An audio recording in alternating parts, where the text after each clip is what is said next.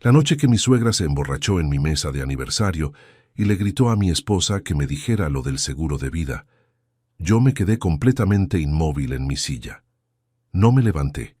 No dije nada. Begoña la llevó al cuarto en menos de 30 segundos, y cuando volvió a la mesa se sentó, tomó su copa y me preguntó si quería más postre. Yo dije que no. Seguimos la noche como si aquello no hubiera ocurrido. Pero a la mañana siguiente, en cuanto Begoña salió a comprar pan, llamé a la aseguradora. Y lo que me dijo el empleado al otro lado del teléfono fue suficiente para que 30 años de trabajo, de confianza y de silencio ordenado empezaran a derrumbarse en menos de 5 minutos. Antes de continuar, suscríbete al canal, activa la campanita, porque todos los días tenemos nuevas historias. Deja tu like y cuéntanos en los comentarios desde qué ciudad nos estás viendo. Voy a contarles todo desde el principio. Pero para entender lo que pasó esa noche, y lo que pasó al día siguiente, y todo lo que vino después, necesitan saber primero quién soy yo. ¿Quién era yo antes de esa cena?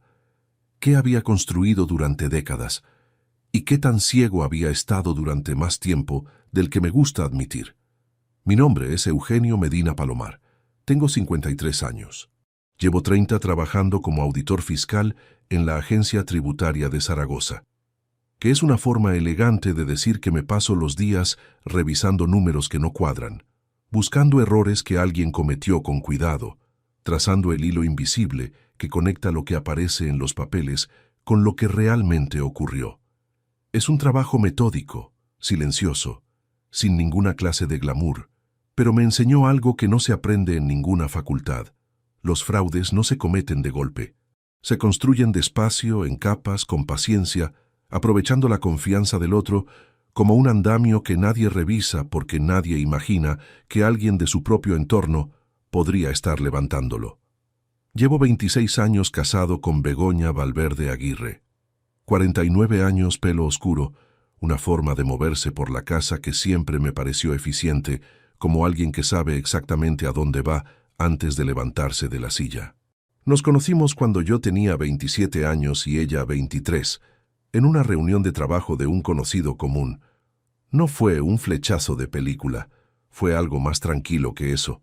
Dos personas que descubrieron que hablaban el mismo idioma sin necesidad de forzar las conversaciones. Nos casamos 2 años después, en una ceremonia pequeña en Zaragoza, con apenas 40 personas. Mi madre lloró durante el vals. La madre de Begoña, Pilar, estuvo toda la noche con una sonrisa que yo interpreté como alegría de madre, y que quizás era otra cosa, aunque eso no puedo saberlo ahora con certeza. Construimos una vida ordenada, no espectacular, no llena de lujos, pero sólida. Compramos la casa en Zaragoza cuando nuestro hijo Gonzalo tenía 3 años. 300 metros cuadrados en un barrio tranquilo, con una terraza que da al parque y una cocina grande que Begoña organizó a su manera desde el primer día que pusimos los pies dentro. La hipoteca duró 14 años. Yo calculé cada amortización anticipada con la misma precisión con la que trabajo. La terminamos de pagar hace 12 años. Fue un orgullo silencioso, de esos que no se cuentan en voz alta, pero que se sienten en el pecho cada vez que uno mira las paredes y sabe que son completamente suyas. Gonzalo nació cuando yo tenía 27 años. Se llama Gonzalo Medina Valverde, tiene 26 ahora, y estudió Derecho en la Universidad de Zaragoza. Pagué su matrícula durante 5 años. Cuando terminó la carrera y quiso independizarse, le busqué un apartamento a 15 minutos de nuestra casa y asumí el alquiler, 620 € mensuales. No se lo di como limosna. Se lo di como un padre que quería que su hijo empezara sin la presión que yo tuve cuando tenía su edad, con una mano delante y otra detrás, sin nadie que me tendiera un puente. Pensé que eso era lo correcto. Todavía pienso que era lo correcto. Lo que Gonzalo hizo con ese puente es otra historia completamente distinta. Y llegaremos a ella. Mi vida no fue perfecta. Trabajé demasiado durante años. Había semanas enteras en que llegaba a casa y Gonzalo ya estaba dormido, y Begoña estaba leyendo en la cama con ese silencio suyo que nunca supe del todo cómo descifrar. No éramos una pareja de las que se cogen de la mano en la calle. Éramos funcionales, estables, nos respetábamos, o eso creía yo. Hay cosas que uno no ve porque no quiere verlas. Y hay cosas que uno no ve simplemente porque nadie le dice que tiene que mirar. La primera vez que noté algo distinto en Begoña fue hace 8 meses, aunque en ese momento no lo identifiqué como ninguna señal. Empezó a hablar sobre el futuro con una frecuencia que antes no tenía. Conversaciones sobre qué pasaría con la casa si algo le ocurriera a alguno de los dos, sobre la importancia de tener todo en orden, sobre lo mucho que cambian las necesidades cuando uno va cumpliendo años. Yo asentía. Le daba la razón. Era una conversación razonable para 2 personas que tienen más de 50 años y una propiedad a nombre de los dos. No vi nada raro en ello. ¿Por qué iba a verlo? 6 meses atrás, Begoña me trajo los papeles de renovación del seguro de vida sobre la mesa del comedor un martes por la tarde. Me dijo que había hablado con la aseguradora, que la póliza antigua tenía condiciones que ya no eran las más convenientes para nuestra situación, que lo más sensato era actualizarla. Me puso el bolígrafo al lado de los papeles y me explicó que solo necesitaban mi firma en 2 páginas. Yo estaba cansado. Llevaba una semana larga en la oficina con un caso de fraude fiscal que acumulaba 3 meses encima de mi mesa. Firmé. No leí con la atención que debía. Fue el único error que cometí en 30 años de vida ordenada. Y resultó ser suficiente. La noche del aniversario fue un martes, 26 años desde el día de la boda. No lo celebramos con viajes ni con restaurantes.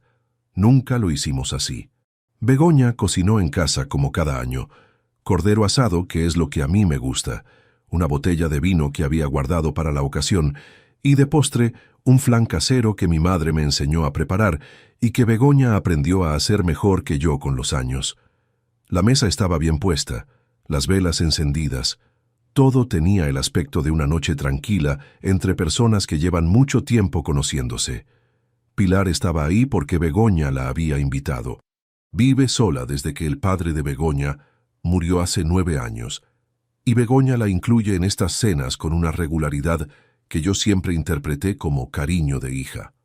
Pilar Aguirre Moreno tiene 72 años.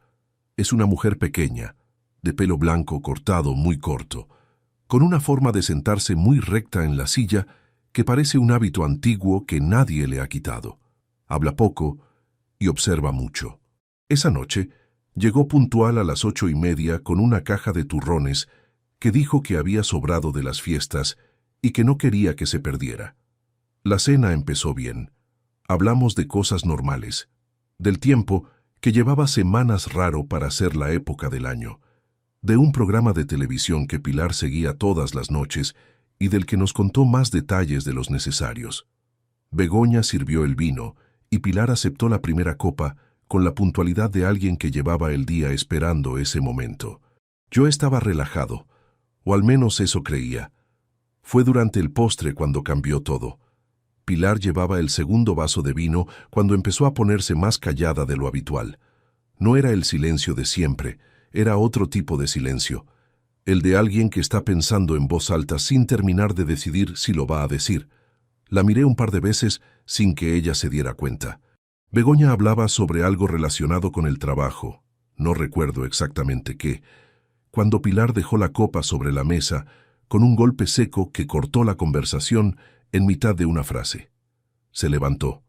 No fue un movimiento brusco, fue lento, deliberado, como el de alguien que lleva rato buscando el momento exacto y por fin decide que ya es suficiente.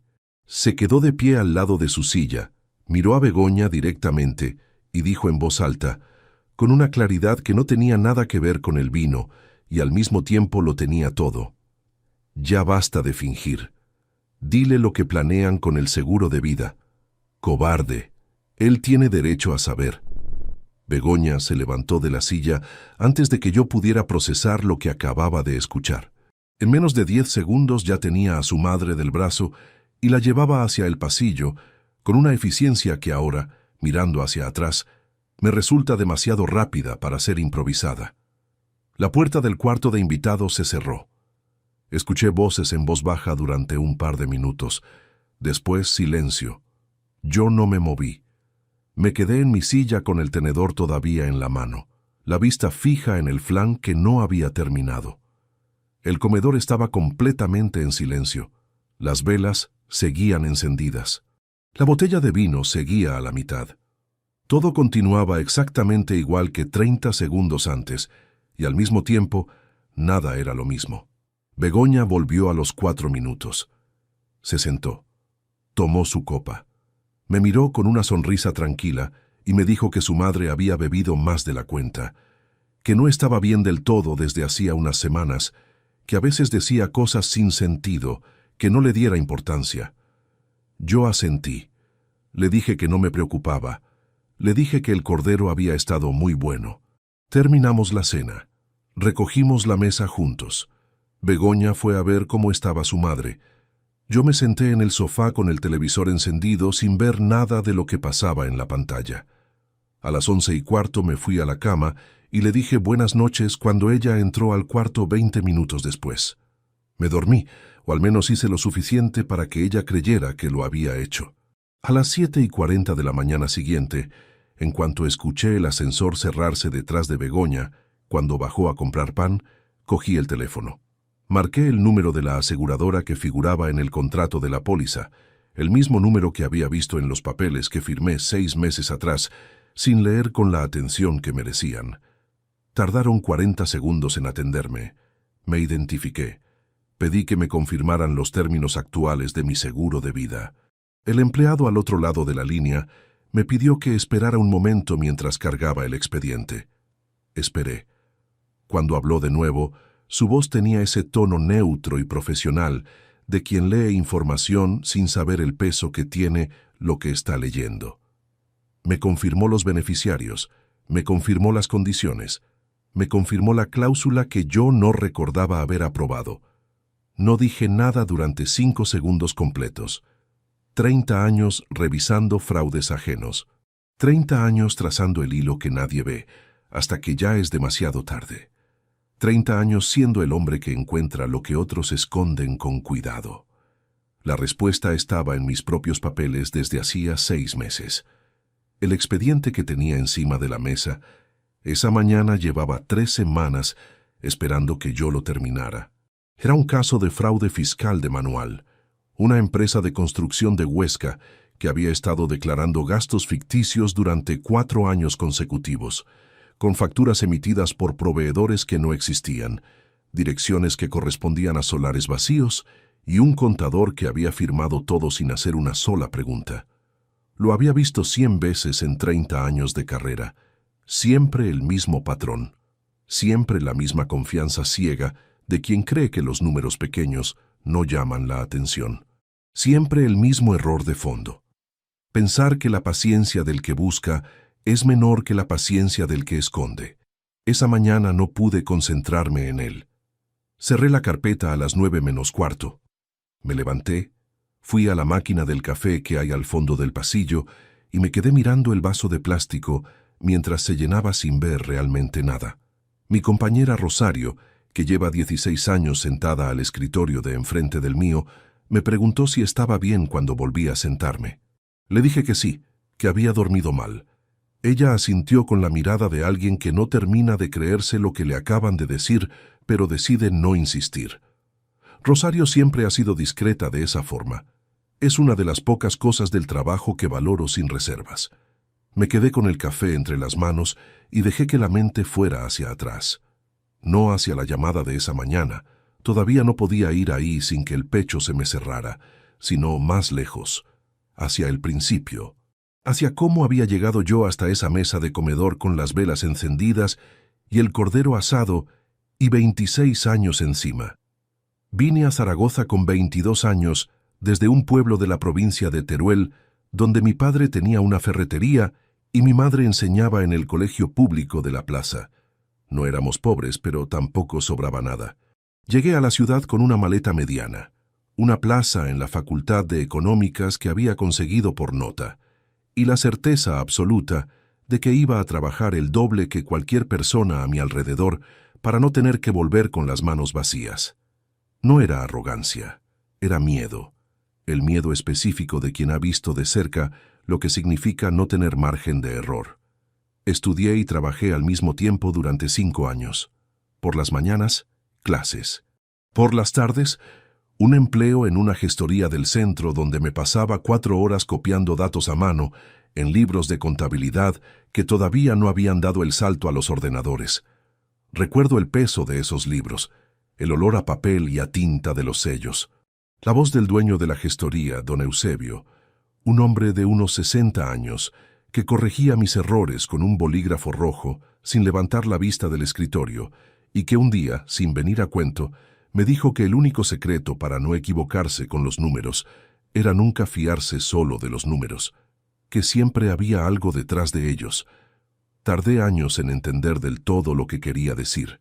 Cuando terminé la carrera, entré a la agencia tributaria. Aprobé las oposiciones en el segundo intento, en 1993, después de un año de preparación que recuerdo como uno de los periodos más duros de mi vida. Estudiaba en una mesa prestada en el piso compartido que alquilaba con otros 3 chicos, con el ruido de la calle entrando por la ventana y un flexo de 40 vatios que me dejaba los ojos secos a las 2 de la mañana. Cuando salió la lista de aprobados y vi mi nombre, fui al baño, cerré la puerta y tardé 1 minuto entero en poder respirar con normalidad. Conocí a Begoña 4 años después de entrar en la agencia. Tenía yo 27 y ella 23, y nos presentaron en la cena de cumpleaños de un compañero de trabajo cuya novia era amiga de ella. No hubo nada dramático en ese primer encuentro. Hablamos durante 1 hora sobre cosas intrascendentes, y al final de la noche me di cuenta de que había sido la primera vez en mucho tiempo que estaba con alguien sin pensar en expedientes ni en plazos pendientes. Eso me pareció suficiente para querer repetirlo. Salimos durante 2 años antes de casarnos. Era una mujer organizada, directa, con una forma de resolver los problemas cotidianos que yo encontraba eficiente y reconfortante al mismo tiempo. No era dada a los aspavientos ni a las demostraciones exageradas de afecto, pero tampoco era fría, era constante. Y en ese momento de mi vida, la constancia era lo que más valoraba en una persona. La boda fue en octubre de 1998. 42 personas en un restaurante del centro de Zaragoza. Mi madre se emocionó durante el brindis y mi padre le apretó la mano sin decir nada, que era exactamente como mi padre expresaba casi todo. Pilar estuvo en primera fila con un traje azul marino y una expresión que yo interpreté aquella noche como orgullo materno. No tengo razones concretas para pensar que fuera otra cosa en ese momento, pero ya no puedo verla en las fotos de ese día sin que algo en el fondo del estómago se mueva de una forma que no me gusta.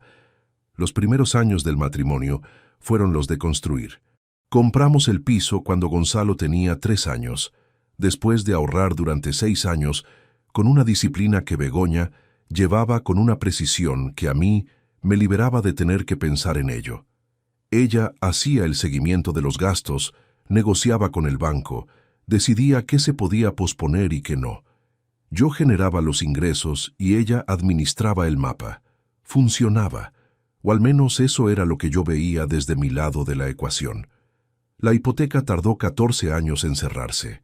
Calculé cada amortización anticipada con la misma metodología que aplicaba en el trabajo, buscando el punto exacto en que adelantar un pago generaba más ahorro que mantenerlo en cuenta. Cuando firmamos el último recibo hace 12 años, Begoña y yo brindamos solos en la cocina con un vino que no costó más de 8 euros. Fue uno de esos momentos pequeños que no tienen fotografía, pero que uno recuerda con una claridad extraña. Ahora me pregunto qué estaba pensando ella en ese momento mientras chocaba su copa contra la mía. Gonzalo creció sin grandes sobresaltos. Era un chico tranquilo, más de libros que de deporte, con una tendencia a observar antes de hablar que yo siempre atribuía carácter y que quizás era otra cosa. Terminó el bachillerato con buenas notas, eligió Derecho sin dudar, y yo le pagué los 5 años de carrera sin pensarlo 2 veces. Cuando terminó y quiso su propio espacio, le encontré un apartamento a 15 minutos de casa y asumí el alquiler directamente con el propietario. 620 euros cada mes. No lo hice para que me lo agradeciera en voz alta. Lo hice porque era mi hijo y porque yo había construido todo desde cero y no quería que él empezara desde el mismo punto de partida que el mío. Debo admitir algo que no es sencillo de decir, aunque sea necesario para que esto tenga sentido completo. Durante muchos años trabajé en exceso. Hubo periodos enteros, especialmente entre los 40 y los 48 años, en que llegaba a casa después de las 9 de la noche, con la cabeza todavía en los expedientes del día. Begoña cenaba sola más noches de las que yo debería haber permitido sin revisar esa situación. Gonzalo hizo los últimos años del colegio con un padre que aparecía en los actos importantes, pero que rara vez estaba en los momentos sin importancia, que son los que en realidad construyen la relación con un hijo. No lo digo para castigarme. Lo digo porque es verdad, y la verdad, aunque llegue tarde, es lo único que sirve para entender cómo se llega a ciertos puntos sin haberlos visto venir. Fue hace 8 meses cuando Begoña empezó con las conversaciones sobre el futuro. Al principio fueron comentarios sueltos durante la cena, que la documentación de la casa convenía revisarla, que si algo le pasaba a uno de los dos, habría que mirar ciertos papeles, que a esta edad era poco responsable no tener todo ordenado. Yo le daba la razón porque tenía razón. No había nada extraño en esas palabras. Son las palabras que dicen millones de personas cuando pasan de los 45 y empiezan a notar que el tiempo ya no es un concepto abstracto. Lo que no vi entonces era el ritmo de esas conversaciones. No eran espontáneas, tenían una cadencia demasiado regular, como si siguieran un orden que alguien había trazado con anticipación. Una semana hablaba del inmóvil, 2 semanas después, de los ahorros, después de los seguros, siempre en el mismo tono tranquilo, razonable, de quien simplemente quiere que todo esté en orden. Pero yo no lo noté. No tenía ningún motivo para buscar una estructura detrás de las palabras de mi esposa, de 26 años. 6 meses atrás, un martes por la tarde, Begoña puso los papeles del seguro de vida sobre la mesa del comedor mientras yo terminaba de cenar. Me explicó que había hablado con la aseguradora, que la póliza antigua tenía condiciones que ya no correspondían con nuestra situación actual, que lo más sensato era actualizarla. Tenía el bolígrafo ya sacado cuando me entregó las hojas. 2 páginas. Solo necesitaban mi firma. Llevaba una semana larga con el caso de Huesca encima de la mesa y el cansancio acumulado de un mes con demasiadas horas. Firmé las 2 páginas sin leer el contenido con la atención que merecía. Le pregunté si había algo más que necesitara revisar. Me dijo que no, que con eso era suficiente. Recogió los papeles, los metió en una carpeta y se fue al dormitorio. No volví a pensar en ello hasta la mañana después del aniversario. Cuando el empleado de la aseguradora terminó de leerme los términos actuales de la póliza al teléfono, le pedí que me lo repitiera desde el principio. Lo hizo. Los beneficiarios figuraban como Begoña Valverde Aguirre y Gonzalo Medina Valverde, de manera conjunta en caso de fallecimiento del titular. La cuantía era de 240.000 euros, y había una cláusula de doble indemnización en caso de muerte accidental que yo no recordaba haber leído en ningún momento de la firma. Le pedí al empleado que me enviara una copia completa del contrato al correo electrónico de la agencia. Me dijo que en menos de 1 hora lo tendría disponible. Colgué, dejé el teléfono sobre la mesa de la cocina y me quedé un momento sin moverme. En la oficina, 2 horas después, cuando el correo llegó y abrí el documento adjunto, tardé menos de 3 minutos en encontrar la primera anomalía. No era la cláusula, no era la cuantía, era algo más pequeño que eso. Algo que un ojo sin entrenamiento no habría visto nunca. Era la fecha de modificación de los beneficiarios, y esa fecha no coincidía con los 6 meses que Begoña me había dicho que llevaba gestionado el cambio. Señor Medina, la modificación no se inició hace 6 meses.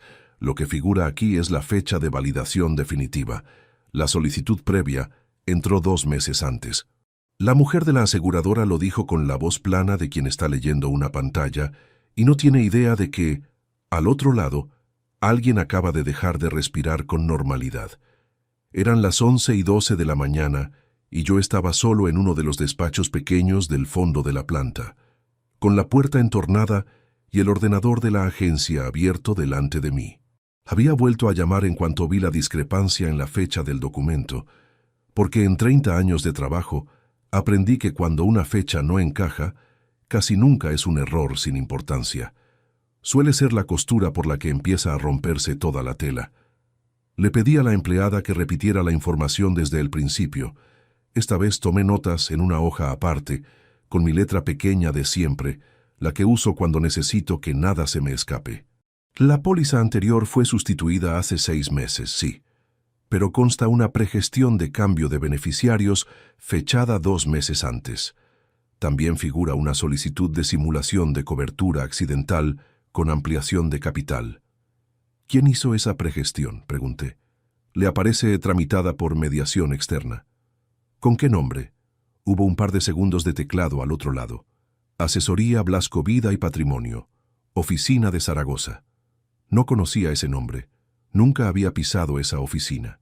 No sabía ni dónde estaba. ¿Y quién solicitó esa simulación? La pantalla solo me muestra la entrada de la mediadora, señor. Para más detalle, tendría que pedir una copia ampliada del expediente. Se la pedí en el acto. Me dijo que tardaría unas horas. Colgué, apoyé el bolígrafo sobre la mesa y me quedé mirando las 4 líneas que acababa de anotar. La fecha definitiva de la póliza correspondía a la tarde en que Begoña me puso los papeles delante. Pero el movimiento previo, la consulta inicial, la exploración de una cobertura por muerte accidental y el cambio de beneficiarios, todo eso había empezado 2 meses antes, cuando ella todavía no me había mencionado ni una sola vez el tema del seguro. No era una improvisación nacida de una conversación doméstica, era un plan con preparación.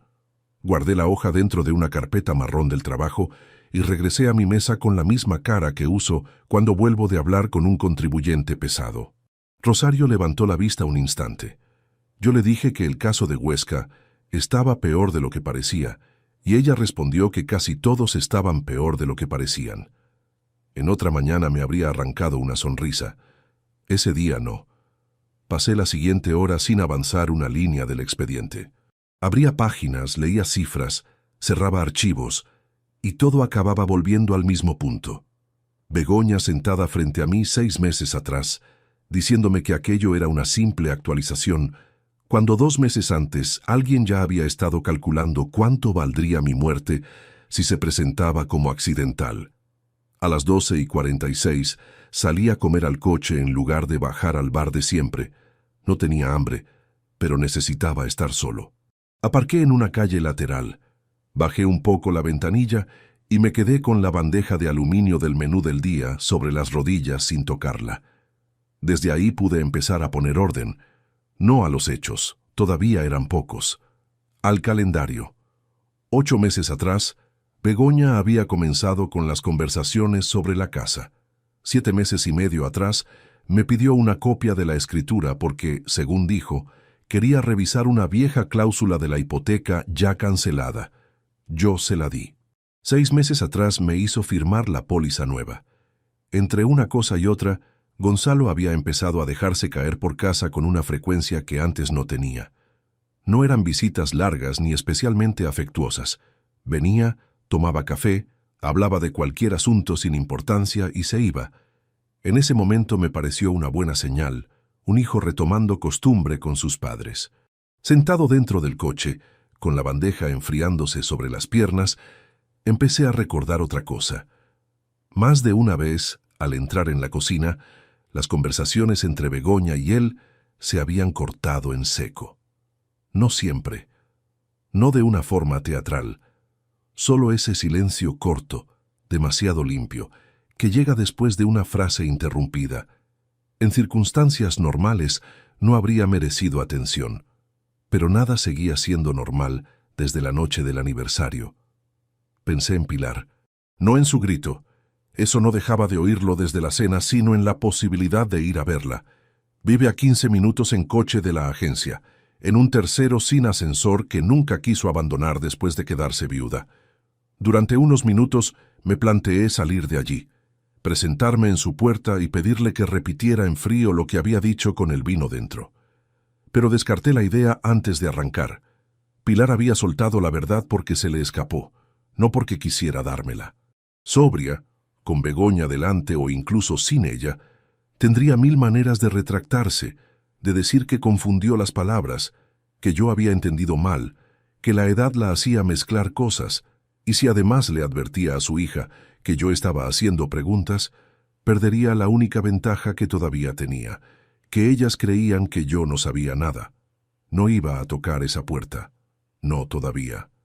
Volví a la oficina y me obligué a trabajar hasta las 6:15. No porque pudiera concentrarme de verdad, sino porque necesitaba sostener la rutina el tiempo suficiente para no llegar a casa con algo extraño en la cara. La gente que oculta cosas suele fijarse en los cambios de costumbre antes que en las palabras. Lo sé porque me he pasado media vida viendo cómo los nerviosos se delatan por detalles absurdos. Un horario alterado, una llamada fuera de sitio, un documento mal guardado. Esa tarde me repetí varias veces que si quería entender qué estaba ocurriendo, primero tenía que seguir pareciéndome al hombre que había sido la víspera. Llegué a casa a las 6:52. Begoña estaba en la cocina cortando calabacines para la cena. Llevaba una camisa azul clara y el pelo recogido, exactamente igual que tantas otras tardes de tantos otros años. Al verme, me preguntó si quería café. Le dije que sí. Me sirvió una taza sin mirarme demasiado y siguió con el cuchillo. «¿Cómo estaba tu madre?», pregunté con el tono más neutro que pude reunir. Begoña no dejó de cortar. «Mejor». Avergonzada. Dice que no recuerda bien lo de anoche. Se puso bastante intensa. Ya sabes cómo se pone a veces cuando mezcla vino y medicamentos. No sabía nada de medicamentos. Nunca había oído hablar de ellos, pero asentí como si aquella explicación hubiera existido desde siempre entre nosotros. Ese fue el primer instante en que sentí de manera física el peligro de estar haciendo mal un papel para el que no me había preparado. Estuve a punto de decirle que Pilar no había sonado confundida, sino demasiado lúcida. La frase me subió a la garganta casi sola. La detuve antes de salir. En lugar de eso, probé otra cosa. Hoy revisé una póliza en la oficina, un caso curioso. Habían metido una cláusula de accidental sin que el titular se enterara. Fue apenas un comentario lanzado al aire, envuelto en tono de anécdota profesional. Pero el cuchillo dejó de sonar sobre la tabla durante un segundo. Solo uno. Después volvió a bajar con la misma cadencia de antes. «Siempre cuentas historias rarísimas del trabajo», dijo. No levantó la vista. No hizo ninguna pregunta. No sonrió. Solo siguió cortando el calabacín en rodajas exactas, todas del mismo grosor. Supe dos cosas al mismo tiempo. La primera, había escuchado cada palabra con más atención de la que aparentaba. La segunda, yo acababa de rozar demasiado pronto el borde de algo que todavía no comprendía del todo. La cena transcurrió en una calma casi ofensiva. Hablamos del precio de la electricidad, de una gotera en el portal del edificio, de que Gonzalo quizá pasaría el viernes a recoger unas carpetas viejas de la universidad que todavía guardaba en el trastero. Ese detalle, dicho así, en medio de lo demás me quedó dando vueltas. Gonzalo no había mostrado el menor interés por esas carpetas en 4 años. Después de cenar, Begoña se metió a la ducha. Yo recogí 2 platos, los llevé al lavavajillas y cuando escuché correr el agua saqué el móvil del bolsillo. Tenía en el correo personal la copia básica de la póliza. Me faltaba el expediente ampliado que la aseguradora había prometido. Abrí el archivo otra vez en la pantalla del teléfono y amplié la sección de modificaciones. Fue entonces cuando la puerta del baño se abrió de golpe. No había oído que cerrara el grifo. Begoña salió con el pelo mojado, envuelta en la bata, y me encontró con el móvil en la mano, el rostro inclinado hacia la pantalla y demasiado quieto para alguien que supuestamente solo estaba mirando cualquier cosa. Sentí un latigazo seco en el pecho, de esos que dejan un sabor metálico detrás de la lengua. «¿Qué haces?», preguntó. Fue un segundo peligroso, uno de esos segundos que, si se administran mal, cambian el curso entero de una historia. Bajé la vista a la pantalla sin brusquedad, deslicé el dedo y abrí el correo del caso de Huesca que había dejado preparado justo antes, una costumbre automática de la oficina que esa noche me salvó. Giré el móvil hacia ella. Una factura duplicada. Los de la constructora de Huesca son más torpes de lo que pensaba. Begoña se acercó 2 pasos. Miró la pantalla por encima, lo justo para ver un asunto con membrete oficial y varios números. Después encogió un hombro. No sé cómo puedes seguir viendo papeles a esta hora. Se secó el cabello con la toalla y volvió al dormitorio. Yo no me moví durante varios segundos. Seguía teniendo el móvil en la mano, pero fue como si me hubiera quedado sosteniendo otra cosa. No era el teléfono, era la conciencia exacta de lo cerca que había estado de equivocarme. Aquella noche no revisé nada más en casa. Esperé a que Begoña se durmiera. Conté su respiración durante un rato y me limité a ordenar mentalmente las piezas. Había una mediadora que yo no conocía. Había una pregestión 2 meses anterior a la firma. Había una cláusula de accidental introducida sin mi conocimiento. Y había una mujer con la que llevaba media vida compartiendo mesa y cama, capaz de mantener la calma después de oír a su propia madre gritar delante de mí una frase que, en cualquier matrimonio normal, habría volado la casa por los aires. A las 7:27 de la mañana siguiente, recibí el correo ampliado de la aseguradora en el ordenador del trabajo. No venía solo. Traía adjunta una copia escaneada de la solicitud inicial, un nombre de mediadora y un documento complementario firmado con mi nombre en una fecha en la que yo estaba, con absoluta certeza, en otra ciudad. El sobre estaba entre 2 jerseys doblados en el estante superior del armario, dentro de una caja de cartón marrón que Begoña usaba para guardar ropa de entretiempo. Lo encontré un jueves por la tarde, 4 días después de recibir el expediente ampliado de la aseguradora. Begoña había salido a ver a su madre a las 5:30, como hacía casi todos los jueves desde hacía años. Gonzalo no estaba. La casa era completamente mía durante al menos 2 horas. Llevaba 3 días esperando ese momento. No entré al armario buscando el sobre. Entré buscando otra cosa. Una carpeta con declaraciones fiscales de los últimos 5 años que yo guardaba en el estante de abajo y que necesitaba para cruzar ciertos datos con los movimientos de la cuenta conjunta que llevaba revisando en silencio desde que recibí el expediente de la aseguradora. Saqué la carpeta, la puse sobre la cama y cuando cerré la puerta del armario, la caja de cartón del estante superior se movió ligeramente y el sobre asomó por el borde, apenas 2 centímetros, con la solapa hacia afuera. No habría llamado la atención de nadie. Pero yo llevaba 4 días con los nervios calibrados a una sensibilidad que normalmente no tengo, y 2 centímetros de papel blanco sobresaliendo de una caja que siempre estaba cerrada fueron suficientes. Me subí al borde de la cama para alcanzarlo. El sobre no tenía ninguna inscripción exterior. Era un sobre de papel grueso, del tipo que usan los despachos profesionales para documentación formal, con el cierre engomado ya abierto. Lo cogí con las 2 manos y noté el peso de varios folios dentro. Lo abrí. Eran 4 páginas. Las primeras líneas del primer folio decían «Contrato de modificación de titularidad registral» y más abajo, en negrita, el número de referencia catastral de la casa. Lo primero que vi no fue el nombre, no fue el valor, no fue la firma, fue la fecha. Arriba a la derecha, en el membrete del documento, figuraba una fecha de 8 meses atrás. 2 meses antes de que Begoña me presentara los papeles del seguro en la mesa del comedor. 2 meses antes de las conversaciones sobre actualizar el futuro que yo creía haber escuchado por primera vez. El documento no era la segunda capa del plan, era la primera. Lo que vino después con el seguro de vida había sido construido sobre este cimiento, y ese cimiento llevaba 8 meses enterrado entre 2 jerseys de lana en el armario de nuestro cuarto. Me senté en la cama. Tardé varios segundos en bajar los ojos al resto del folio. El objeto del contrato establecía la transferencia de la titularidad completa del inmueble, la casa en la que llevaba 12 años viviendo, a nombre exclusivo de Begoña Valverde Aguirre, con renuncia expresa del cotitular. Más abajo había una sección de firmas, 2 líneas, la de Begoña y la mía. La firma de Begoña estaba en tinta azul, con su letra inclinada de siempre, la misma que había visto 1000 veces en cheques y formularios durante 26 años. La mía también estaba en tinta azul. No era mi firma. Sé exactamente cómo es mi firma, porque la he repetido cientos de miles de veces, desde que tengo 18 años. Primero en exámenes, después en oposiciones, después en contratos, en expedientes, en sentencias fiscales, en documentos que afectan a otras personas y que por tanto exigen la máxima precisión.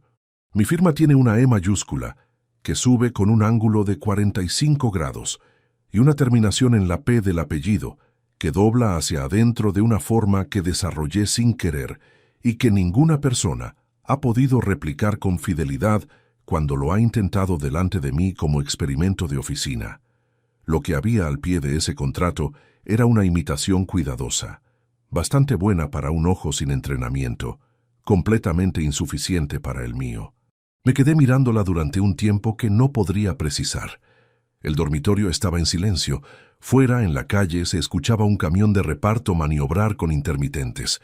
El ruido llegaba amortiguado, desde muy lejos, como si perteneciera a un mundo que seguía funcionando, sin saber que en ese cuarto alguien acababa de ver roto algo que no tiene nombre concreto, pero que sostiene todos los demás nombres. Pasé a la segunda página. Era una hoja de condiciones complementarias con párrafos densos que describían las condiciones de la sesión. En el margen inferior derecho había una anotación a mano, 3 líneas con letra que no era de Begoña. Era una letra más angulosa, más vertical, con los números escritos de una forma que reconocí antes de terminar de leer. Era la letra de Gonzalo. Las 3 líneas decían: revisar plazo notarial, confirmar fecha antes del 15, llamar a B cuando esté hecho. No eran instrucciones recientes. El papel tenía un ligero amarillamiento en el borde que no se produce en pocas semanas. Esas notas llevaban meses escritas. Pasé a la tercera y la cuarta página. Eran borradores de condiciones adicionales, sin firmar, con varias partes tachadas y reescritas a mano. El capital del seguro de vida aparecía mencionado 3 veces en distintos contextos, siempre escrito como 240.000 euros, siempre en relación con la cláusula de fallecimiento accidental. 240.000 euros. Mi vida, reducida a una cifra escrita a mano en un borrador guardado entre ropa de invierno. Saqué el teléfono del bolsillo y fotografié cada página.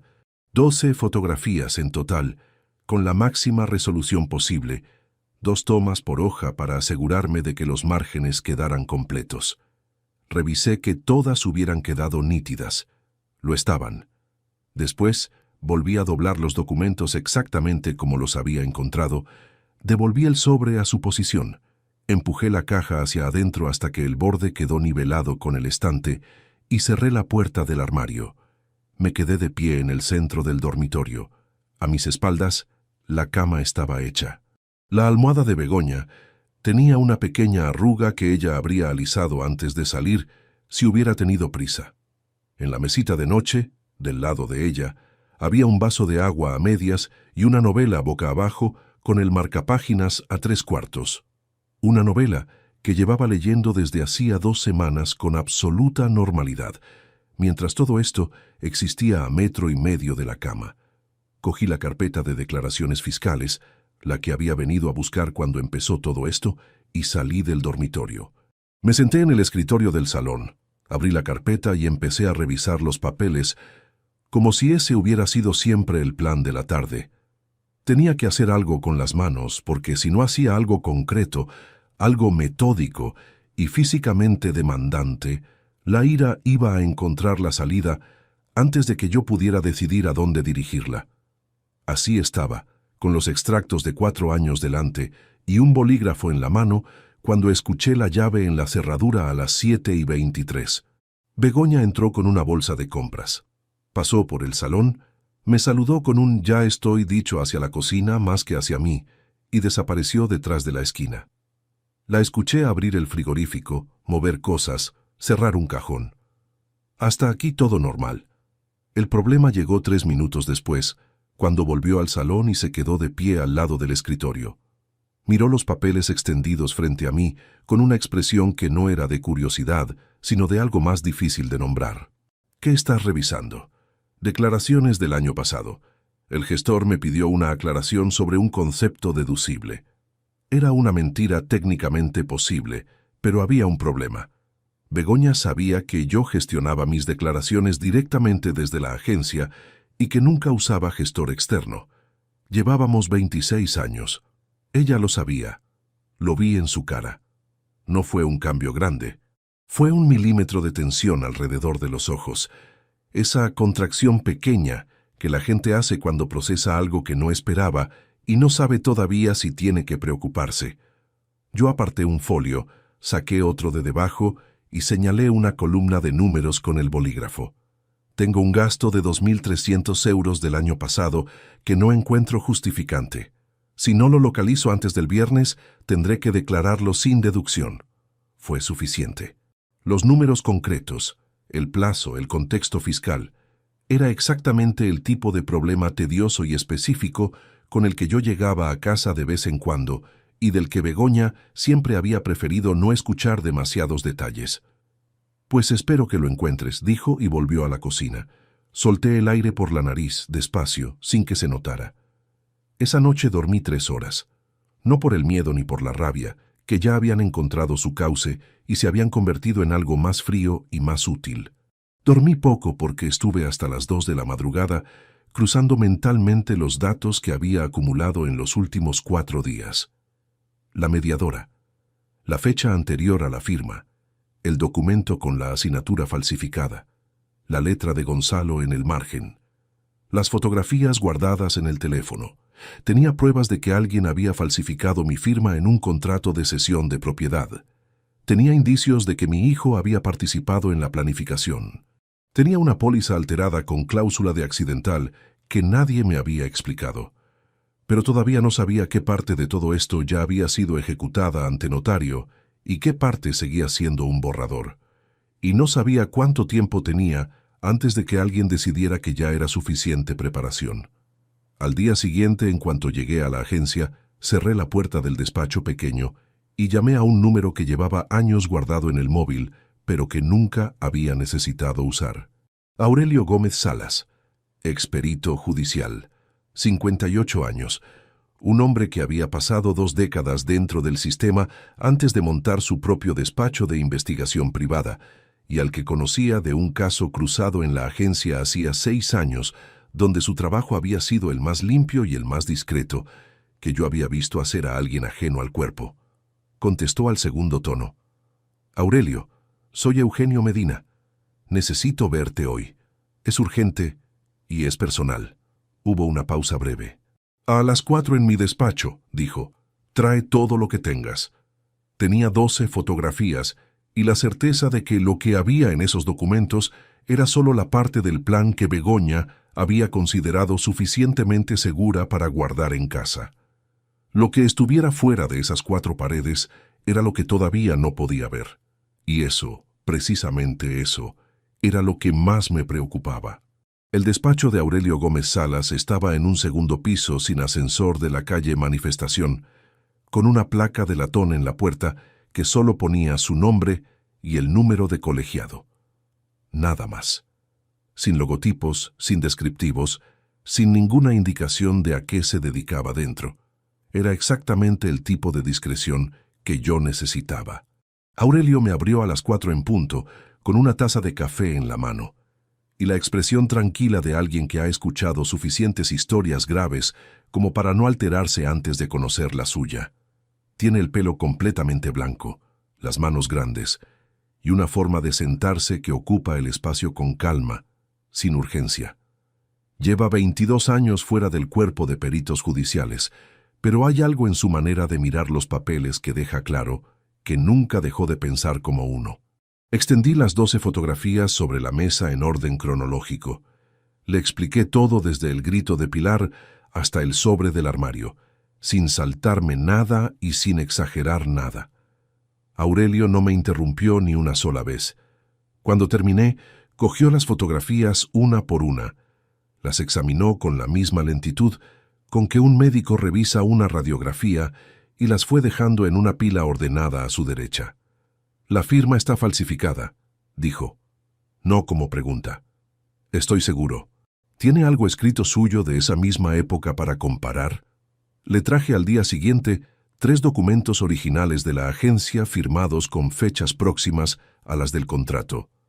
Los examinó durante 10 minutos con una lupa pequeña que sacó del cajón del escritorio. Cuando levantó la vista asintió una sola vez. «No es su firma. Es buena, pero no es la suya». Le pedí que investigara 3 frentes simultáneos: la mediadora Blasco Vida y Patrimonio, los movimientos de la cuenta conjunta que yo no había autorizado, y cualquier rastro de reuniones entre Begoña y un notario en Zaragoza durante los últimos meses. Le dije que tenía que ser rápido y que tenía que ser invisible. Me respondió que esas eran exactamente las 2 condiciones en las que siempre trabajaba. Salí a la calle a las 5:15, con la sensación de haber soltado algo que había estado cargando solo durante días. No era alivio. Era algo más parecido a la resolución que aparece cuando uno deja de hacer preguntas en el vacío y empieza a buscar respuestas con método. Los días siguientes los dediqué a lo que mejor sé hacer. Pedí en el banco un extracto completo de la cuenta conjunta de los últimos 24 meses. Me lo enviaron al correo corporativo de la agencia, que Begoña no tenía forma de consultar. Me llevé los documentos a casa dentro de la misma carpeta marrón del caso de Huesca, que a esas alturas me servía de cobertura para casi cualquier papel que no quería explicar. Los revisé un domingo por la mañana mientras Begoña dormía, con la puerta del salón entornada y el volumen de la radio lo suficientemente alto para enmascarar el sonido del teclado. 32 meses de movimientos. Los recorrí columna por columna con la misma metodología que aplico en la agencia, cuando reviso una empresa que sospecho está drenando capital en paralelo a sus declaraciones legales. Buscar los patrones que no hacen ruido, las cantidades pequeñas, repetidas, con intervalos irregulares diseñados para no acumularse en ningún mes de forma llamativa. Los encontré a partir del mes 18 hacia atrás. Transferencias de entre 400 y 800 euros, realizadas siempre en días diferentes del mes, siempre a la misma cuenta de destino, una cuenta cuyo número no reconocí y que no correspondía a ningún proveedor habitual ni a ningún gasto conocido. Saqué la calculadora y sumé cada una. Tardé 20 minutos. 42.300 euros en 18 meses. Sacados de nuestra cuenta conjunta, en cantidades que ningún sistema de alertas bancario estándar habría marcado como irregulares, pero que sumadas dibujaban una extracción sistemática y planificada con una precisión que me resultó, incluso en ese momento, técnicamente admirable. No porque me provocara ninguna clase de respeto, sino porque reconocí el método. Era el mismo que detectaba en las empresas fraudulentas que auditaba. Alguien que conocía los umbrales, que sabía exactamente hasta dónde llegar sin cruzar la línea visible. Guardé los extractos en la misma carpeta. Fotografié las páginas más relevantes. Marqué con lápiz las transferencias sospechosas sin anotar nada que pudiera dar contexto si alguien encontraba los papeles. El miércoles de esa semana, Gonzalo apareció en casa a las 7 de la tarde. No había avisado. Begoña estaba en el gimnasio, algo que hacía los miércoles desde hacía 2 años, y él lo sabía. Eso fue lo primero que registré cuando abrí la puerta y lo vi en el umbral con las manos en los bolsillos y esa expresión suya de siempre, tranquila por fuera, evaluadora por dentro. «Pasaba por aquí», dijo. «¿Tienes 10 minutos?» Le hice pasar. Le ofrecí café. Lo preparé de espaldas a él mientras escuchaba cómo se sentaba en el sofá, cómo cruzaba las piernas, cómo tamborileaba 2 veces con los dedos sobre la rodilla antes de detenerse. Un gesto pequeño, de nerviosismo controlado. Nos sentamos frente a frente con las tazas en la mano. Gonzalo habló primero de su trabajo, de un caso que llevaba en un bufete pequeño donde había entrado hacía 8 meses, de una cláusula contractual que le estaba dando problemas. Hablé lo justo para sostener la conversación sin darle nada que procesar. Después hubo un silencio breve y él lo ocupó con una pregunta que llegó envuelta en un tono excesivamente casual. Por cierto, ¿tú conoces a algún abogado de patrimonio por aquí? Un compañero del bufete me preguntó si tenía contactos, alguien especializado en documentación inmobiliaria. Lo miró como si fuera una pregunta sin importancia, pero sus ojos no tenían nada de casual. Estaban atentos, esperando. Era una sonda. Una pregunta diseñada para medir si yo había dado algún paso en esa dirección, si había hablado con alguien, si había movido algo. Si mencionaba un nombre concreto, él tendría información. Si reaccionaba con demasiada indiferencia, también. Dejé que pasara un segundo antes de responder. No de patrimonio específicamente. Los que conozco son del área fiscal. Para lo inmobiliario tendría que buscar. Ya, no importa. Se lo digo al compañero que busque por su cuenta.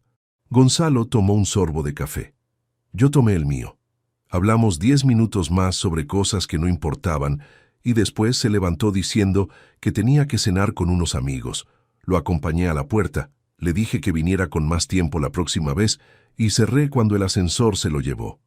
Me apoyé contra la puerta cerrada con la espalda durante 3 o 4 segundos. No le había dado nada. Pero él había venido a buscarlo, y eso confirmaba algo que hasta entonces solo sospechaba. Estaban midiendo el terreno porque algo en el plan tenía un plazo, y ese plazo se estaba acercando. Llamé a Aurelio esa misma noche desde el coche, aparcado a 2 calles de casa. Me dijo que había identificado la cuenta de destino de las transferencias. Era una cuenta a nombre de una sociedad constituida hacía 20 meses, con domicilio social, en un despacho compartido del centro de Zaragoza. El administrador único de esa sociedad era un nombre que yo no conocía, pero que Aurelio ya estaba cruzando con otros registros. También me dijo que había localizado a la mediadora Blasco, una mujer de 43 años con despacho en el barrio de Las Fuentes, con actividad regular, pero con 2 expedientes abiertos por prácticas irregulares en los últimos 4 años. No eran condenas, eran advertencias. Suficiente para saber el tipo de trabajo que aceptaba. ¿Y el notario?, pregunté. Aurelio tardó un momento en responder. Ahí es donde se pone interesante. He documentado 3 reuniones en las últimas 8 semanas entre su esposa, su hijo y un notario de la calle San Miguel. Las 3 en horario de tarde. Las 2 primeras duraron entre 40 y 50 minutos. La tercera, la de hace 10 días, duró casi 2 horas. 2 horas con un notario. ¿Sabes qué se trató? Todavía no, pero tengo algo más. Una pausa.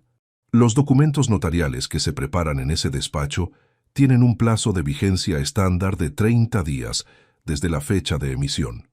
Según lo que he podido rastrear, la tercera reunión coincide con una fecha de emisión.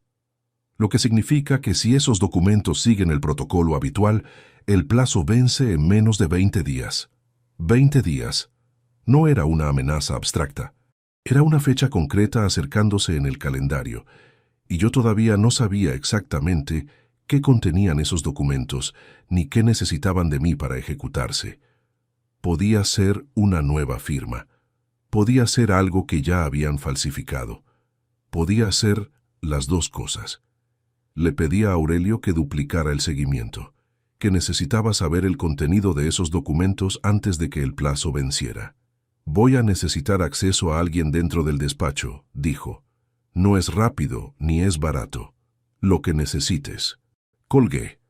Arranqué el coche y conduje de vuelta a casa por la ruta más larga, la que pasa por el Paseo del Ebro, y tarda 8 minutos más, porque necesitaba ese tiempo para ordenar la respiración antes de entrar por la puerta. Begoña ya estaba en casa cuando llegué. Había cenado y estaba viendo televisión con las piernas recogidas en el sofá. Me preguntó dónde había estado. Le dije que había bajado a dar una vuelta porque necesitaba despejarme del trabajo. Asintió sin levantar la vista de la pantalla. Me senté a su lado y estuve 20 minutos mirando un programa de viajes sin ver absolutamente nada. Solo escuchaba el número que seguía dando vueltas dentro de la cabeza. 20 días. Pero a la mañana siguiente, Aurelio me llamó con algo que no esperaba. Algo que cambiaba el orden de todo lo que yo había estado construyendo. La sociedad a la que iban las transferencias no tenía un mes de antigüedad, ni 6, ni 12. Tenía 20 meses. Y había sido constituida por 2 personas. Una era el nombre desconocido que Aurelio ya estaba investigando. La otra era mi hijo. Eran las 3:15 de la madrugada cuando el sonido de la lluvia contra el cristal de la ventana me despertó. No fue un ruido fuerte, fue exactamente lo contrario.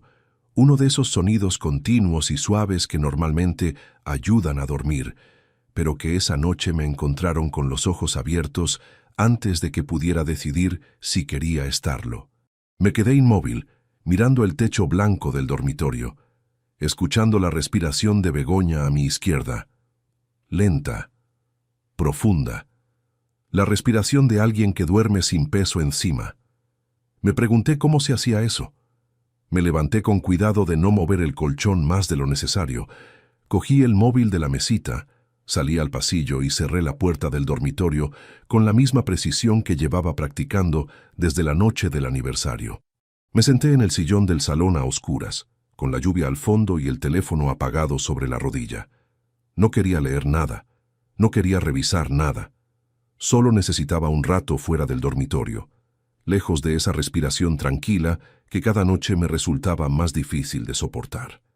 Llevaba casi 2 semanas cargando esto solo. Nadie lo sabía. Ni Rosario en la oficina, ni el único amigo con el que quedaba a cenar de vez en cuando, ni mi hermana que vive en Teruel y con la que hablo por teléfono una vez cada 2 semanas. Nadie. Solo Aurelio, que lo sabía todo, pero desde el otro lado de una relación profesional, donde las emociones no tienen columna contable. Hay algo muy específico en guardar un secreto de este tamaño dentro de una casa compartida con la persona de la que te lo estás guardando. No es el esfuerzo de actuar. Con el tiempo, la actuación se vuelve automática, casi mecánica, como cuando uno aprende a conducir y deja de pensar en cada movimiento de las manos. Lo que no se vuelve automático es el peso de cenar frente a alguien cada noche, escuchar sus comentarios sobre el tiempo y sobre el vecino del cuarto y sobre una serie que está viendo, y sostener al mismo tiempo en la cabeza la imagen de su firma al lado de la mía falsificada en un documento que tiene como objeto entregarme el que durante 12 años había sido el patrimonio de los dos. Eso no se automatiza. Esa noche, sentado en el sillón a las 3:30 con la lluvia en la ventana, hice algo que no había podido permitirme desde que todo esto empezó. Dejé de contener y me permití recordar. Recordé el primer año de matrimonio, cuando vivíamos en un piso de alquiler pequeño en el Arrabal, porque todavía no teníamos para la entrada de la casa propia. La cocina era tan estrecha que no podíamos estar los dos al mismo tiempo sin rozarnos los codos. Begoña había puesto una estantería de madera encima del radiador, donde guardaba las especias en botes de cristal etiquetados a mano. No sé por qué ese detalle me quedó grabado con tanta claridad. Tal vez porque era tan minucioso, tan propio de ella, organizar lo pequeño con esa precisión incluso en un espacio que íbamos a dejar en cuanto pudiéramos, como si el orden no dependiera del tamaño del lugar, sino del carácter de la persona. No lo digo para ablandar nada de lo que había descubierto. Lo digo porque la memoria no funciona por conveniencia, y pretender que 26 años de vida compartida se pueden resumir únicamente en lo que encontré en ese sobre sería una forma de mentirse a uno mismo que no me puedo permitir. Begoña había sido muchas cosas antes de convertirse en lo que los papeles decían que era. Eso no cambiaba los papeles, pero tampoco desaparecía. También me quedé un rato con algo que no me resultaba cómodo reconocer, pero que era necesario. Durante los años más duros de trabajo, entre los 40 y los 48, yo había estado ausente de una forma que no se mide en horas, sino en presencia real. Begoña había llevado la administración de la casa, las decisiones cotidianas, la relación con Gonzalo durante la adolescencia, las cenas de cumpleaños de sus padres, los trámites del médico, las reuniones del colegio. Todo eso mientras yo llegaba tarde y me iba pronto a la cama para volver a empezar el día siguiente. No lo hice con mala intención. Lo hice porque era lo que sabía hacer, y porque en ese momento creí que proveer era suficiente forma de estar presente. Ahora sé que no lo era. Eso no justifica ni un solo euro de los 42.000 transferidos. No convierte una firma falsificada en algo comprensible, pero sería deshonesto ignorarlo, porque la honestidad es lo único que me queda intacto en todo esto. Volví a la cama a las 4:20. No dormí más. Cuando el despertador sonó a las 7 menos cuarto, me levanté y preparé el desayuno como cualquier otra mañana. 2 días después, Gonzalo apareció en mi despacho de la agencia. No era habitual. En 30 años de trabajo, mis hijos, mis amigos y mi familia habían venido a buscarme a la agencia quizás una docena de veces en total, siempre con aviso previo y siempre por algo concreto. Gonzalo nunca había subido a mi planta sin llamar antes. Entró a las 11:40, cuando yo estaba en el despacho compartido revisando un informe con Rosario. Llamó al cristal con los nudillos, asomó la cabeza con esa expresión tranquila que había aprendido a leer de forma completamente distinta en los últimos días, y dijo que pasaba por el centro y que quería aprovechar para recoger unos documentos que recordaba haber dejado en mi archivador hace tiempo, de cuando necesitó cierta información para un trabajo de la facultad. Rosario me miró. Yo le dije que esperara un momento, que terminaba y bajábamos. Lo dejé en la sala de espera de la planta baja durante 8 minutos, el tiempo justo para terminar con Rosario y pensar con claridad lo que iba a hacer. No tenía ningún documento suyo en mi archivador. No lo había tenido nunca. La excusa era tan frágil que casi resultaba ofensiva viniendo de alguien con una carrera de derecho. Bajé, lo saludé con normalidad y lo llevé a la sala de reuniones pequeña del fondo, la que se usa para hablar con contribuyentes cuando el tema requiere discreción. Nos sentamos. Le pregunté qué documento necesitaba exactamente. Unas hojas de un trabajo sobre tributación de herencias que hice en tercero. Creo que te las dejé para que las guardaras, porque en el piso no tenía espacio. Era imposible que recordara ese detalle.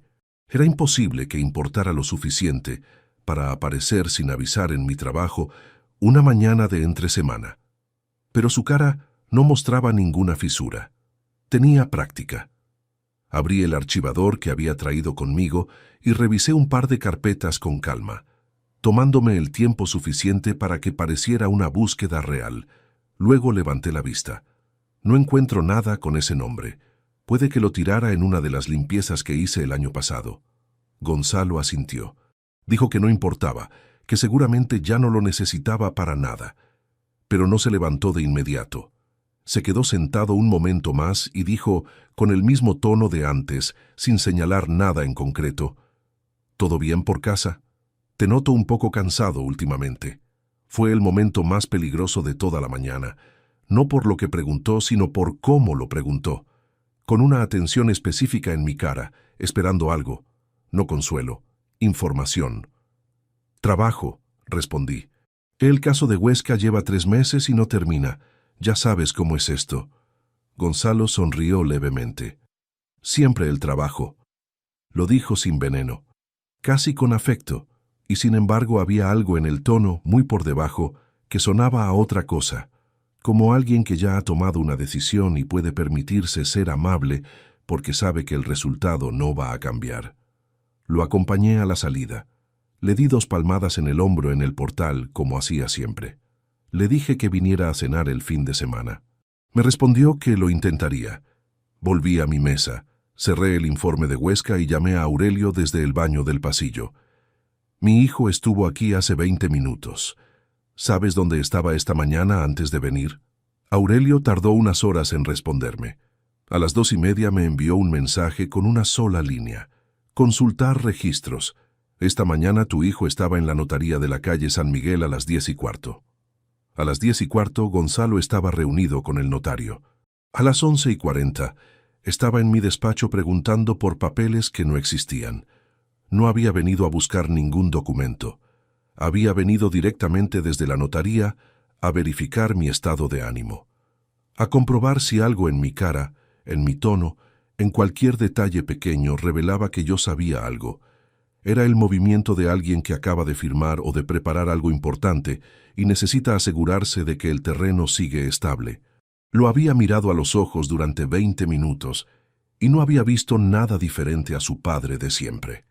Eso significaba que todavía tenía margen, pero el margen se estaba cerrando. Esa tarde llamé a Aurelio con más detalle y le pregunté qué había pasado en la notaría esa mañana. Me dijo que todavía no tenía acceso al contenido exacto, que su contacto dentro del despacho notarial necesitaba 2 días más. 2 días, repetí. Quizás menos, pero hay algo que ya sé. Una pausa. La reunión de esta mañana no fue solo Gonzalo. Llegó acompañado. ¿De quién? Aurelio tardó un segundo. De una mujer de unos 40 y tantos años. No era su madre.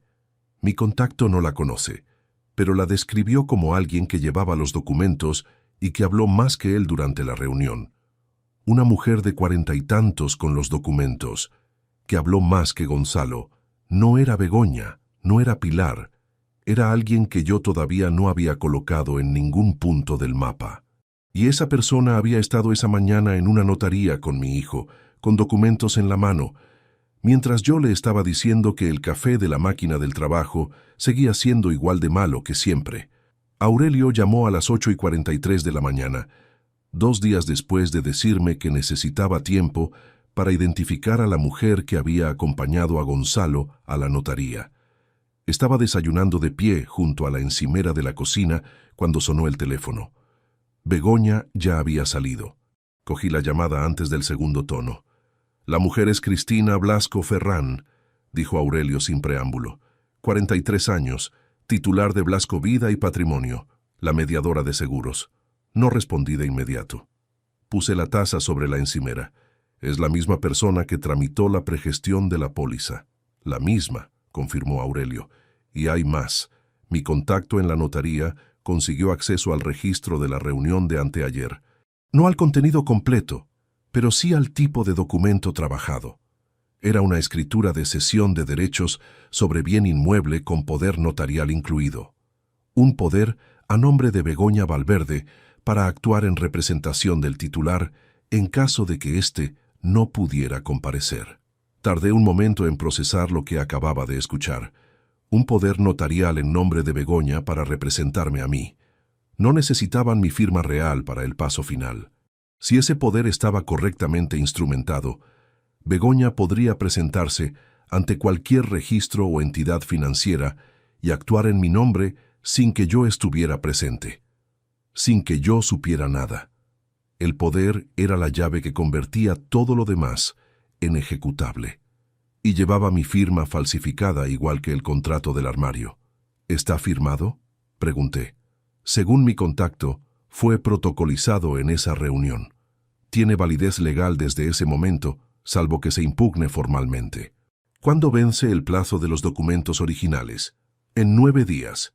9 días. No era una presión abstracta. Era una cuenta atrás con fecha concreta, y ahora yo sabía exactamente qué estaban planeando hacer con ella. No necesitaban que yo muriera todavía para ejecutar la primera parte del plan. Con ese poder, podían transferir la titularidad de la casa en cualquier momento. La muerte y la cláusula accidental del seguro vendría después. Anoté todo en la hoja de siempre. Guardé la hoja en el bolsillo interior de la chaqueta y salí hacia la agencia con una claridad en la cabeza que no había tenido desde la noche del aniversario. No era calma, era algo más parecido a la concentración que aparece cuando uno lleva semanas mirando un problema desde fuera y de repente entiende la estructura completa.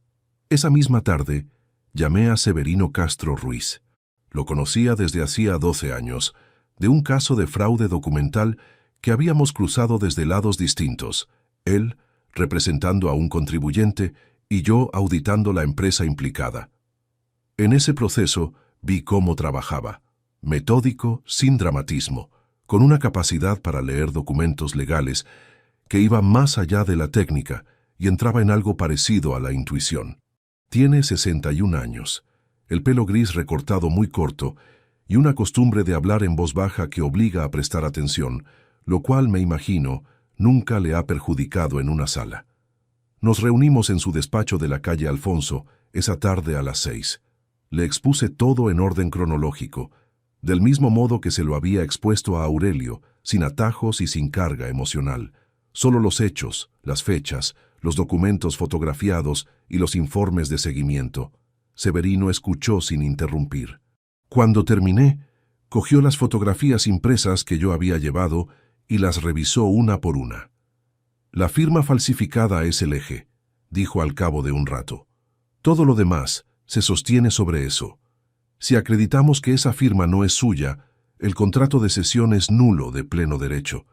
El poder notarial, si fue tramitado con la misma firma, corre la misma suerte. ¿Y las transferencias? Son otro frente, más lento pero igual de sólido. 42.000 euros extraídos de cuenta conjunta hacia una sociedad en la que figura su hijo como administrador. Eso es administración desleal en concurso con apropiación. No es un delito menor.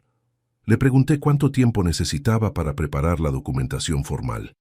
Si usted me da acceso a los originales del banco y a los archivos de la aseguradora, y si Aurelio me pasa sus informes de seguimiento en formato certificado, puedo tenerlo estructurado en una semana.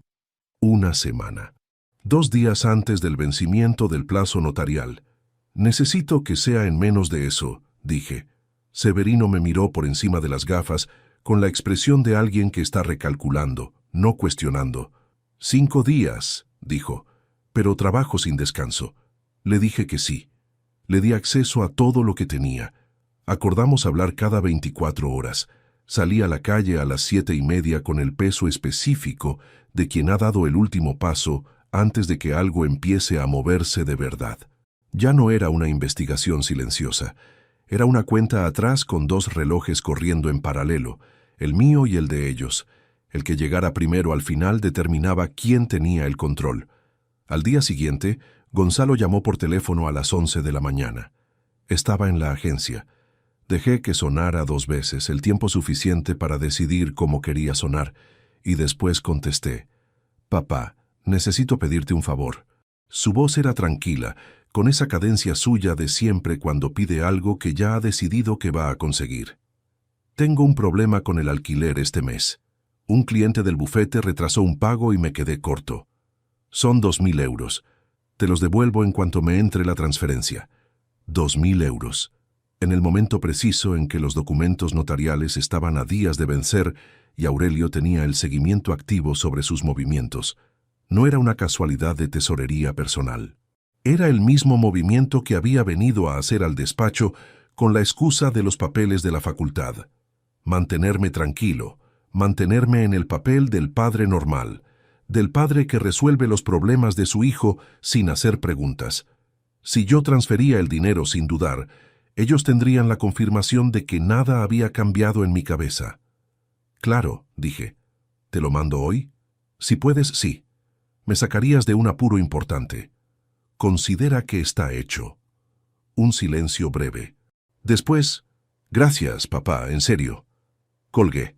Abrí la aplicación del banco en el ordenador de la agencia y realicé la transferencia desde mi cuenta personal, no desde la conjunta, por 2.000 euros a la cuenta de Gonzalo. Tardé 4 minutos. Después llamé a Aurelio y le dije que acababa de hablar con mi hijo y que quería que documentara esa llamada en el informe. «Ya la tengo registrada», respondió. A las 11:02. 2 días después de esa llamada, mientras Begoña estaba en casa y yo teóricamente preparaba unos documentos en el escritorio del salón, ella se acercó con una taza de té y se quedó de pie a mi lado mirando la pantalla del ordenador. Era un gesto que había hecho cientos de veces en 26 años. Esa tarde lo hizo un segundo demasiado largo. «¿Eso es del trabajo?», preguntó. En la pantalla tenía abierto el correo corporativo de la agencia, con el hilo del caso de Huesca, que había dejado visible precisamente para este tipo de momento. Pero debajo, minimizada en la barra inferior, había una ventana con el informe parcial que Severino me había enviado esa mañana, y que había olvidado cerrar antes de que ella entrara al salón. Un icono en la barra, sin título visible, sin contenido expuesto. Pero era una ventana abierta que yo no solía tener cuando trabajaba desde casa, y Begoña Llevaba 26 años leyendo mis costumbres. Sí, dije, sin mover los ojos de la pantalla principal. Tengo un plazo mañana y prefiero adelantar. ¿Quieres que te deje solo? No hace falta, no tardo. Se quedó otros 3 segundos.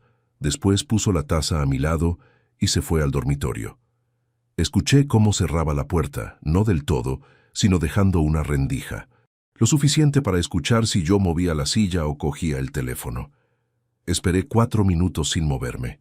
Después, con el mismo ritmo de siempre, cerré la ventana minimizada, terminé un párrafo del informe de Huesca visible en pantalla, apagué el monitor y fui a la cocina a buscar agua. Al pasar por delante del dormitorio, la puerta seguía entornada. No miré hacia adentro. Me serví el agua. Volví al salón.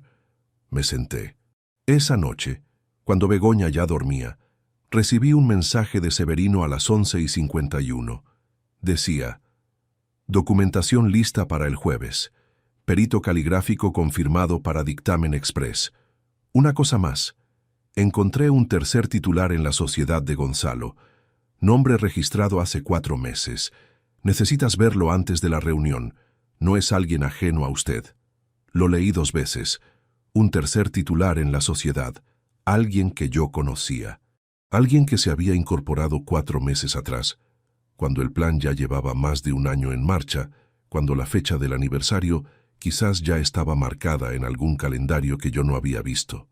Le respondí que estaría en su despacho a las 9 del jueves. Después apagué el teléfono, lo puse boca abajo sobre la mesita y me quedé mirando el techo durante un tiempo que no medí. El jueves era en 2 días. Y había alguien más en todo esto a quien yo todavía no había puesto cara. El tercer titular se incorporó hace 4 meses, dijo Severino nada más cerrar la puerta del despacho el jueves a las 9 en punto. Abrió una carpeta sobre la mesa y giró una hoja hacia mí. El nombre es Cristina Blasco Ferrán. La mediadora, la misma persona que había tramitado la pregestión de la póliza, la misma que había acompañado a Gonzalo a la notaría con los documentos en la mano. No era un nombre ajeno que hubiera entrado en el plan desde fuera.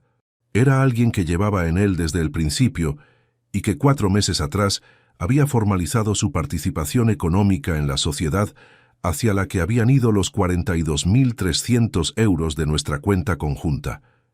El triángulo completo era este: Begoña como eje central, Gonzalo como ejecutor legal con conocimiento técnico de derecho y Cristina Blasco como instrumentadora externa con acceso al sistema de seguros y contactos en el entorno notarial. 3 personas con funciones distintas y un objetivo común. Lo habían construido con paciencia, repartiendo responsabilidades de forma que ninguna de las 3 cargara sola con la parte más visible del riesgo. Severino extendió sobre la mesa el informe completo en 6 páginas ordenadas por fecha. Cada elemento estaba documentado con su fuente, su referencia cruzada y su valoración jurídica. Lo recorrí columna por columna. La firma falsificada contaba con dictamen expreso del perito caligráfico, un documento de 4 páginas que establecía con terminología técnica lo que yo sabía desde el primer segundo que la vi. No era mi firma.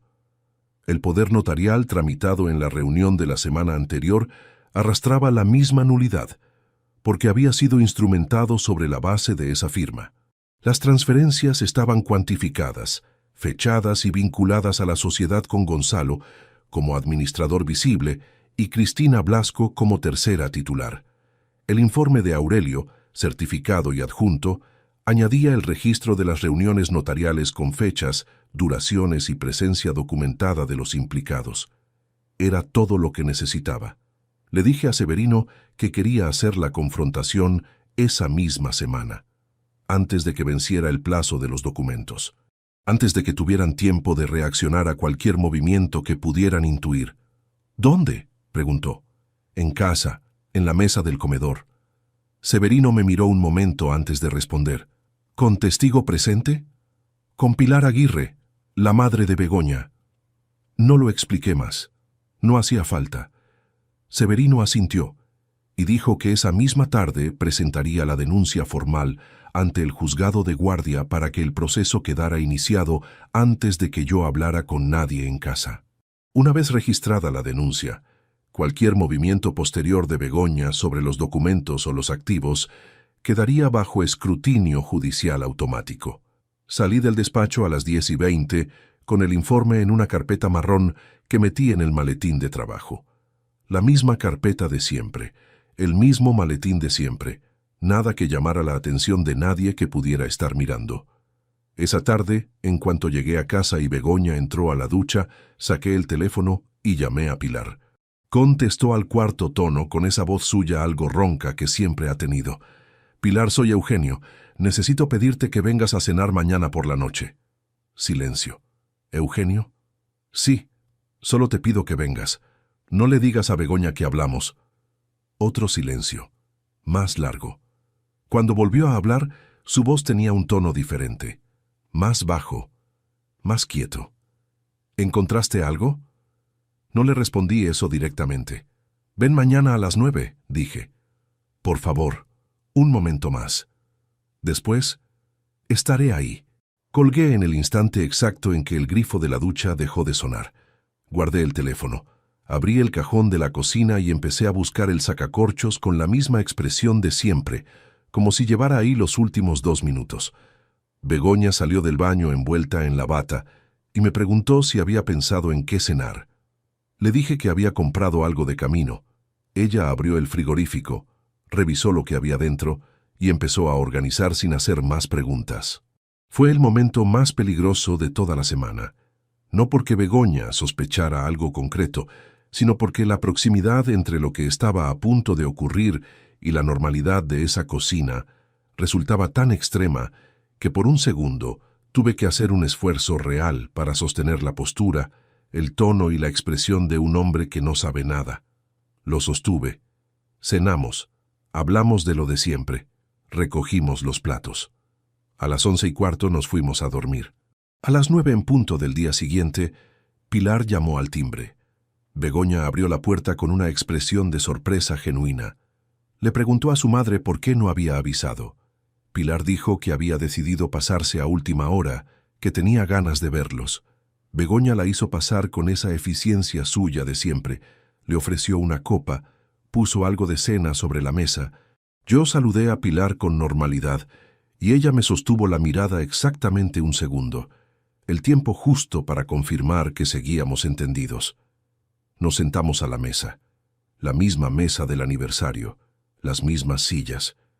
Sin velas esta vez, con la luz del techo encendida y una botella de agua en el centro que nadie había abierto. Begoña sirvió vino para su madre y para ella. Yo puse mi copa boca abajo sobre el mantel, un gesto que hago cuando no voy a beber y que nadie había señalado nunca. Dejé que transcurrieran 15 minutos, los suficientes para que la cena tuviera la apariencia de un inicio normal y para que cualquier tensión que Begoña pudiera estar manejando se asentara en la falsa tranquilidad de una noche corriente. Después me levanté, fui al salón, cogí el maletín y saqué la carpeta. Cuando volví a la mesa y la puse sobre el mantel sin abrirla todavía, Begoña dejó el tenedor sobre el plato. Fue un gesto pequeño, completamente revelador. Abrí la carpeta. Saqué el primer documento y lo puse frente a ella con la parte escrita hacia arriba. «Este es el contrato de cesión del inmueble con fecha de 8 meses atrás», dije. Mi voz salió exactamente como quería que saliera, sin elevación, sin temblor, con la cadencia plana de quien lleva semanas preparándose para este momento. «Esta es mi firma al pie, no es mi firma». Begoña no dijo nada. Saqué el segundo documento. «Este es el informe pericial caligráfico que confirma que esa firma fue falsificada». Lo puse a la derecha del primero. «Dictaminado hace 48 horas». Saqué el tercero.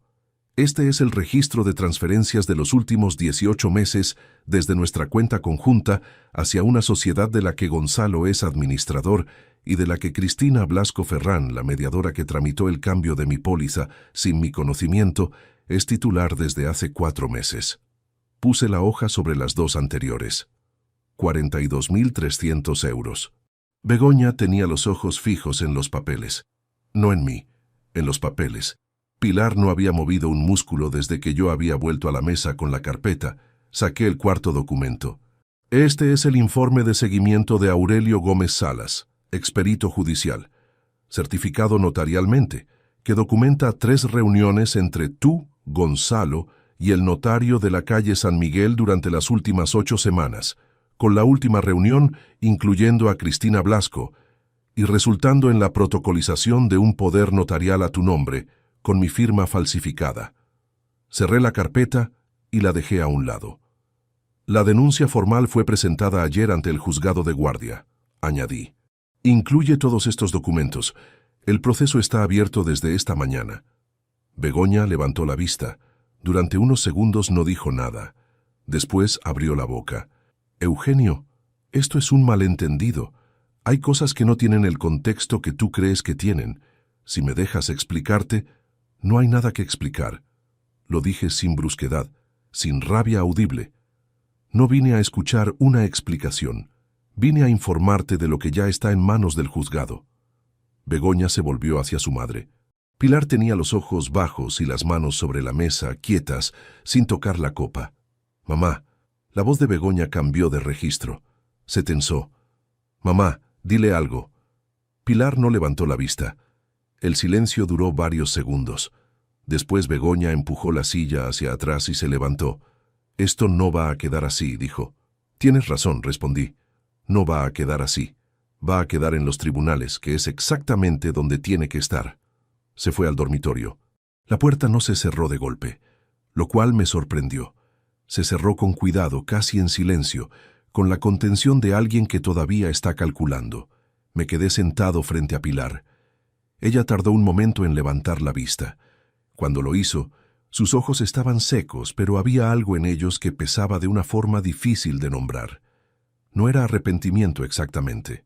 Era el agotamiento específico de alguien que ha sabido una verdad durante demasiado tiempo y ha cargado con el peso de no haberla dicho antes. Lo siento, dijo en voz baja. No le respondí que no importaba, porque importaba. Le respondí lo único que era verdad en ese momento. Ya lo sé. Recogí los documentos, los ordené, los volví a guardar en la carpeta y metí la carpeta en el maletín. Me levanté, fui a la entrada, cogí la chaqueta del perchero. Pilar se levantó también y me siguió hasta el pasillo sin decir nada. Cuando abrí la puerta para salir, ella extendió la mano y me apretó el antebrazo. No fue un gesto largo. Fueron 3 o 4 segundos, sin palabras, sin explicación. El gesto de alguien que no tiene nada que ofrecer más que el reconocimiento de lo que había ocurrido y la imposibilidad de deshacerlo. Bajé las escaleras. Las consecuencias llegaron con la puntualidad de las cosas que uno ha planificado con tiempo. Al día siguiente, a las 9 de la mañana, llamé directamente al propietario del apartamento de Gonzalo y le comuniqué que rescindía el acuerdo de pago a partir del mes siguiente. 620 euros mensuales que habían salido de mi cuenta durante 4 años, 4 meses y 16 días. El propietario acusó recibo sin hacer preguntas. Esa misma mañana, bloqueé la tarjeta vinculada a la cuenta de la que yo hacía las transferencias de gastos de Gonzalo. No llamé. No envié un mensaje explicando nada. Solo una nota de 3 frases, sin encabezado de ningún tipo, sin insultos, sin ninguna palabra que no fuera estrictamente necesaria. La primera frase decía que a partir de ese día no habría ningún apoyo económico de mi parte. La segunda, que cualquier comunicación futura debería ser a través de los abogados. La tercera, que esperaba que con el tiempo entendiera el peso de lo que había elegido hacer. No hubo respuesta. El divorcio se tramitó por vía contenciosa a través de Severino. La separación de bienes quedó sujeta al proceso penal en curso, que establecía la nulidad de los documentos con firma falsificada y la reclamación de las cantidades extraídas. No fue rápido. Los procesos legales nunca lo son, pero cada paso avanzó con la solidez de quien construyó el caso sobre documentos reales, fechas verificadas y un perito que había firmado su dictamen sin dejar margen de interpretación. Hay algo que aprendí en 30 años revisando fraudes y que esta historia confirmó de una manera que ningún expediente laboral podría haberlo hecho. Los que planifican con paciencia suelen olvidar una cosa, que la paciencia no les pertenece solo a ellos, que la persona a la que llevan meses subestimando puede estar mirando exactamente lo mismo que ellos, con exactamente la misma calma, y que cuando llegue el momento de actuar, lo hará con todo el orden que acumuló en silencio. La noche del aniversario, Pilar se levantó de esa mesa con el vino dentro y dijo en voz alta lo que llevaba tiempo sabiendo.